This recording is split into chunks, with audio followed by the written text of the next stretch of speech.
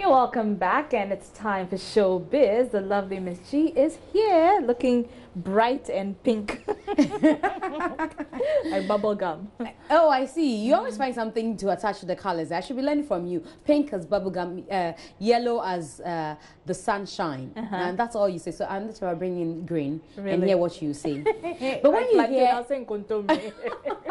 when you hear Nanaia, yeah, what comes to mind? Beautiful voice, you know, dark melanin beauty, you know. Listen, you're the only one who doesn't say Nanaia, oh, Pat Thomas's daughter. Oh, yeah, and Pat Thomas's daughter. At least you didn't say that.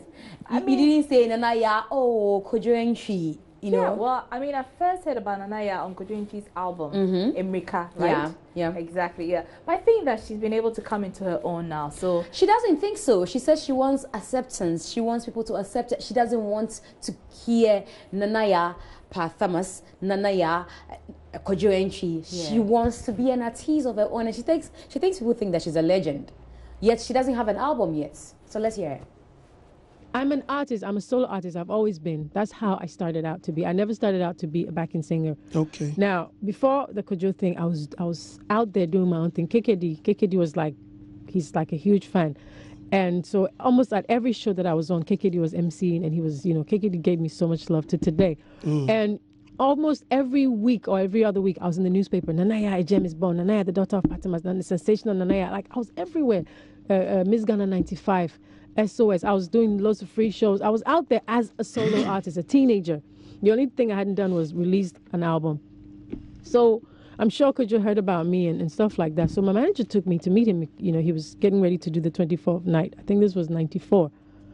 And I met him, and the rest is history, you know, and he gave me the stage and platform to do my own thing. I think I sang Hero by Mariah Carey. And the crowd just like...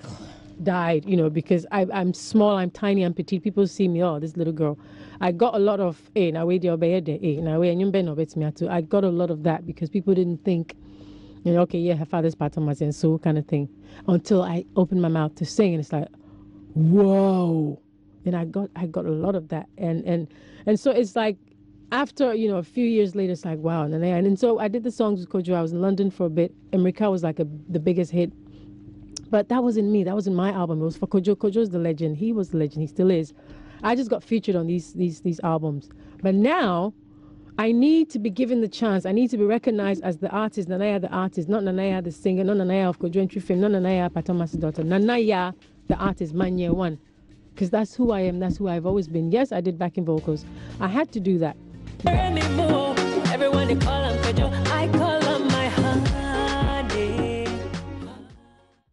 Such a melodious voice, and all this time she doesn't have an album out. Yeah, she's putting one together, 13 tracks, and she's getting ready for the market. It is long overdue, but I hope that it's a hit because she has a beautiful voice. We pray that, you know, people accept her as Nanaia and patronize her. So now let's talk about actor Frank Atos. Frank has been with us here in Ghana until it was time for elections in Liberia. Okay. He went, supported George Weah. Oh, he's a Liberian national. He's a Liberian national, and unfortunately, just when he wanted to become the president of the Actors Guild in Liberia, they reminded him that his father is Ethiopian as well. Oh, wow. So people are trying to, but he thinks it's politics. So he's been talking about that. Since 2000 now to present, I have now even changed my passport. You still hold the Liberian passport? Still hold the Liberian passport. Whenever it expires, I go down to Liberia, renew it, and come back. That's what I've been doing. So you cannot label me as a foreigner. You know, I can't be labeled as a foreigner. I was born there, I grew up there, I went to school there, everything there, so you can live a bit. But you know politics, when people want to play politics, you try to bring in all sort of cons that are necessary. I also thought that after, you know, campaigning so hard, you would have been in some ministerial role, you have been maybe working directly with government. You didn't the thing is, to do that. I still have passion for what I do, my act. And I don't want to get to the point where I will limit myself because I want to be a minister. I have not come to the point yet that I want to settle down and forget about my career or maybe have 1 or 2 films be shot in a year. No, I still want to be as active as I used to be back then, and not forgetting that I just want to be a politician. I do have passion, not really passion, desire for politics, which of course it comes at a gradual timing and process. But if I wanted a job, a ministerial job, I think I would have gotten it. It's not a problem. That's one of the least problems to be on my list. And that's why my wife is now the Minister of Culture. Oh, really? Follow the entertainment. Oh, really? If your wife is in that position, it's almost like you being in that position. If I wanted to be, I mean, I would have. Trust me. Well, congratulations to you. Yeah. Trust me. I would love to serve government from a different angle. Which is? Maybe some ambassador at large, peace ambassador, those places that you can travel out and do things, maybe be some chairman on board or something. That way, it doesn't limit me from doing what I have to do. But being a minister, there are so many limitations, and All right, so that's him on. That's interesting. I didn't know he was half Ethiopian, half Liberian. And so, no, it's on the internet that he is, but Okay. until recently, the Liberians realized that he's half Ethiopian. But now he speaks about George Weah's presidency because he played a very pivotal role in getting him to become president. Okay. And he thinks that the man is going to rule for 2 terms.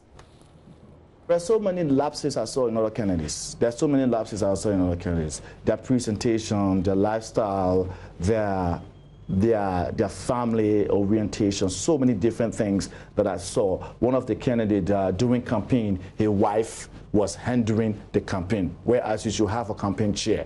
So I'm coming to my mind like, okay, so if you become president, your wife is going to handle the budget for our country. And there's a family thing. Another person come out from America, he comes down and he has some funny kind of, you know, there were so many of them. Personally, it's not because he's been my friend and what I feel, but I think you should give a man a flower while he's alive. George Weah has worked tirelessly, and there is no other position. And what I like about him, I keep telling Liberians, I say he's my role model when it comes to the politics and the entertainment industry, because he's been very consistent. Liberians have said the worst, they have said the best, but George Weah has always been consistent.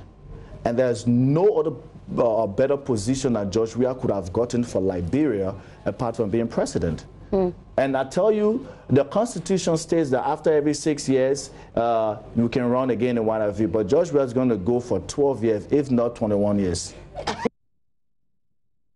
21 years. That's not possible. Anyway. Well, in Africa, everything is possible when it comes to politics. I'm not sure George wants to do that, you know. But again, this weekend, there's some exciting things happening on the Joy Prime channel, and one of those is that Gifty Auntie is bringing the Standpoint on Joy Prime, and it starts this Sunday, and so she's been speaking about that to us. After 10 years of empowering women holistically, breaking barriers, daring to talk about so-called taboo topics, No Hold Back show, a program that has brought so much hope and joy and peace and harmony and liberation to women and children and young people across this country, Africa and beyond. We are, for me, I would dare say, going back home, because I started my broadcasting journey from Joy FM in 1995. So it's like going back home for me. So coming the Sunday, 16th of December, 2018. Okay, so it's happening this Sunday on Joy Prime. You want to watch Gifty Auntie.